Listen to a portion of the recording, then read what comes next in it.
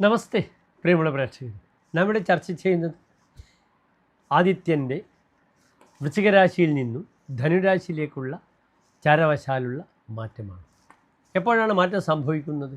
1201 ധനുമാസം 1-ാം തീയതി, അതായത് വൃശ്ചികമാസം 28-ാം തീയതി അർദ്ധരാത്രി കഴിഞ്ഞ് ധനുമാസം 1-ാം തീയതി ഉദയാൽ പൂർവം, അതായത് 2025 ഡിസംബർ 15 കഴിഞ്ഞ് 16-ാം തീയതി പുലർച്ചെ ഉദയാത്പൂർവം 4:15 ധനുരവി സംക്രമം. ധനുമാസത്തിൽ ധാരാളം വിശേഷങ്ങളുണ്ട്, സവിസ്തരം നമുക്ക് പ്രതിപാദിക്കാം. ഇവിടെ സ്വതവേ വൃശ്ചികത്തിലെ സൂര്യൻ അത്ര ശുദ്ധനല്ല. പലപ്പോഴും സാഹസികതയും എടുത്തുചാട്ടവും ഒക്കെ നടത്തി അശുഭഫലങ്ങളെ പ്രതിനിധാനം ചെയ്യുന്ന ഗ്രഹമായിരുന്നു സൂര്യൻ. പലപ്പോഴും ശ്രദ്ധിക്കുക, വൃശ്ചികത്തിലെ സൂര്യൻ വളരെയധികം നന്മകൾ പ്രദാനം ചെയ്ത് കാണാറുണ്ട്. പക്ഷേ ധനുവിലെ സൂര്യൻ അങ്ങനെയല്ല. വ്യാഴക്ഷേത്രത്തിലെ സൂര്യന് വ്യക്തമായ ഒരു ദിശാബോധം കൊടുക്കുന്നുണ്ട് ജ്യോതിഷത്തിൽ. അവയുടെ ആശ്രയഫലം തന്നെ നിങ്ങൾ ശ്രദ്ധിക്കുക. സൽപൂജ്യ, സജ്ജനങ്ങൾ തന്നെ പൂജിക്കും, ബഹുമാനിക്കും. ധനവാൻ, സാമ്പത്തികമായിട്ടും വളരെയധികം ഗുണം കൊടുക്കും ധനുവിലെ സൂര്യൻ. ധനുർധരഗതേ തീഷ്ണ ഭിഷക് കാരുക. ധനുർധരഗതേ, ധനുരാശിയിൽ വരുമ്പോൾ തീഷ്ണ, സ്വഭാവത്തിൽ തീഷ്ണത ഉണ്ടാകും. സ്വതവേ തീഷ്ണതയുള്ള രാശിയാകുന്നു ധനുരാശി. അതിനാൽ തീഷ്ണത വളരെ കൂടും.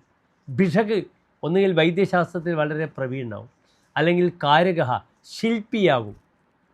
ശില്പവേലകളിൽ വളരെയധികം എഞ്ചിനീയറിങ്ങുമായി ബന്ധപ്പെടുന്ന ടാലൻറ്റ് വളരെയധികം കൂടുമെന്നൊരു ഫലം പറഞ്ഞിട്ടുണ്ട്. സ്വതവേ ധനുരാശിക്ക് ശില്പബുദ്ധി എന്നൊരു പേര് പറഞ്ഞിട്ടുണ്ട്. ആരോഗ്യ സാങ്കേതിക മേഖലകളിൽ ശോഭിക്കും ധനുവിൽ നിൽക്കുന്ന സൂര്യനെന്ന് നിങ്ങൾ അറിയുക. നല്ലൊരു ഫലമാണ് ധനുവിൽ നിൽക്കുന്ന സൂര്യനെ പറ്റി പറഞ്ഞിട്ടുള്ളത്. അത് ഓരോ രാശിക്കാർക്കും എപ്രകാരമാണെന്ന് നമുക്ക് ചിന്തിക്കണം. അതിനുമുമ്പേ മനസ്സിലാക്കണം, താതസ്യാത്മപ്രഭാവ, പിതാവിൻ്റെ കാരകനാണ്. അപ്രകാരം തന്നെ വ്യക്തിത്വം, ഇതും കൂടി ചിന്തിക്കേണ്ടുന്ന ഗ്രഹമാകുന്നു സൂര്യൻ. അതിനാൽ ഈ സൂര്യൻ ധനുരാശിക്കാർക്ക് നന്മകൾ പ്രദാനം ചെയ്യും. എപ്രകാരം ഓരോ രാശിക്കാർക്കും എന്ന് നമുക്ക് ചിന്തിക്കണം. അതിന് പുറമെ ഒരു കാര്യം കൂടി മനസ്സിലാക്കുക, അടുത്ത മാസം മകരം 1-ാം തീയതി ഒരു പുത്തൻ മാസം ആരംഭിക്കുകയാണ്, ഉത്തരായനം ആരംഭിക്കുകയാണ്. സൂര്യൻ ശക്തമായി വരുന്ന എല്ലാ സാന്നിധ്യവും പ്രകടിപ്പിക്കുന്ന ഒരു രാശിയാണ് ധനുരാശി എന്നറിയുക.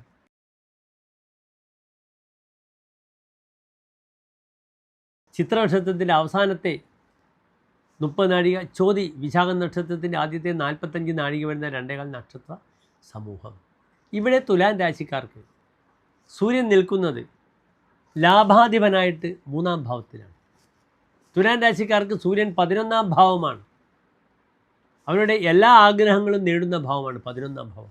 സർവാഭീഷ്ടാഗമ, എല്ലാ ആഗ്രഹങ്ങളുടെയും പൂർണ്ണത, ദ എംബോഡിമെൻ്റ് ഓഫ് പെർഫെക്ഷൻ എന്ന് പറയുന്ന. അതിനാൽ പെർഫെക്ഷൻ, അതിൻ്റെ പൂർണ്ണത തരുന്നു സൂര്യൻ തുലാൻ രാശിക്കാർക്ക്. അവിടെ 3-ാം ഭാവത്തിലാണ് നിൽക്കുന്നത്. മതിവിക്രമവാൻ, തൻ്റെ ബുദ്ധിയും വിക്രമവും പ്രകടിപ്പിക്കും സൂര്യൻ 3-ാം ഭാവത്തിൽ നിൽക്കുന്നത്. ജ്യേഷ്ഠ സഹോദരൻ അത്ര നല്ലതല്ല. തഥാ സോദരേഹി തപ്യതേ, സഹോദരനാൽ തനിക്ക് ദുഃഖം വരും, പ്രത്യേകിച്ച് ജ്യേഷ്ഠ സഹോദരനാൽ. 3-ൽ സൂര്യൻ വരുമ്പോൾ അഗ്രേജാതം രവിർഹന്തി, ജ്യേഷ്ഠ സഹോദരന് ദോഷമാണ്. 3-ൽ ശനി വരുമ്പോഴോ പൃഷ്ടേജാതം ശനേഹി ചരഹ, ശനീശ്വരൻ 3-ാം ഭാവത്തിൽ നിൽക്കുമ്പോൾ ഇളയ ആളുകൾ ഉണ്ടാവില്ല, അവർക്ക് ബുദ്ധിമുട്ട് വരും. പലപ്പോഴും ജാതകത്തിൽ നാം കാണും, 3-ൽ ശനി വരുമ്പോൾ നാം ചോദിക്കും ഇളയ സഹോദരങ്ങൾ ഉണ്ടോ എന്ന് ചോദിക്കും. അന്നേരം പറയും ഇല്ല എന്ന് പറയും. 3-ൽ ചൊവ്വ വന്നാലോ അഗ്രജം പൃഷ്ടജം ഹന്തി സഹജസ്ഥേ ധരാസുത, മൂത്തതും വളയതുമായ സഹോദരങ്ങൾക്ക് ദോഷമാണ് ഈ 3-ാം ഭാവത്തിൽ ചൊവ്വ നിൽക്കുമ്പോൾ എന്നും അറിയുക. ഇവിടെ എല്ലാ കാര്യങ്ങൾക്കും വളരെ ഊർജ്ജസ്വലമായി പ്രവർത്തിച്ച് തനിക്ക് ഗുണമുണ്ടാകും. അത് പൊളിറ്റിക്സിലാണ്. ഇപ്പോൾ പഞ്ചായത്ത് ഇലക്ഷനൊക്കെയാണ്. തുലാൻ രാശിക്കാർക്ക് ഏറ്റവും നല്ല സമയമാണ്. വിജയിച്ച് കിരീടം നേടുക, വലിയ പദവികൾ ലഭിക്കാൻ ഏറ്റവും അധികം പ്രയോജനപ്പെടും. ആരെയും കൂസാതെ പടക്കളത്തിലെ അഭിമന്യുവായി മുന്നോട്ട് നീങ്ങാം തുലാൻ രാശിക്കാർ. അത്ര നല്ല ഫലമാണ് പറഞ്ഞത്. ചമത്കാരി ചിന്താമണി ശ്രദ്ധിക്കുക. തൃതീയേ യഥാ അഹർമണി ജന്മകാലേ പ്രതാപാധികം വിക്രമഞ്ച ആദനോതി. 3-ൽ സൂര്യൻ വരുമ്പോൾ പ്രതാപത്തിൻ്റെ ആധിക്യം പ്രകടിപ്പിക്കും, വിക്രമം, പരാക്രമവും പ്രകടിപ്പിക്കും. തഥാ സോദരേഹി തപ്യതേ, തനിക്ക് സഹോദര ഗുണം കുറയും, സഹോദരങ്ങളാൽ തനിക്ക് ദുഃഖം വരും. തീർത്ഥചാരി, പല തീർത്ഥസ്ഥലങ്ങളും സന്ദർശിക്കുവാനുള്ള ഭാഗ്യമുണ്ടാകും. അത് ഏറ്റവും നല്ല ഒരു മാസമാണിത്. സ്ത്രീകൾ ധനുമാസത്തിലെ തിരുവാതിര വ്രതശുദ്ധിയോടുകൂടി ചെയ്യണം ഈ ഒരു മാസം. തീർത്ഥാടനം, ദൈവികമായ വിഷയങ്ങൾ, ധാർമ്മികമായ വിഷയങ്ങൾ, മതപരമായ തൻ്റെ ധർമ്മദൈവവുമായി ബന്ധപ്പെടുന്ന ചടങ്ങുകൾ, ഇതിനൊക്കെ ഏറ്റവും നല്ല മാസമാണിത്. സദാ അരിക്ഷയം, ശത്രു നശിച്ചു പോകുന്നു, ശത്രുവിനെ നശിപ്പിക്കുന്നു.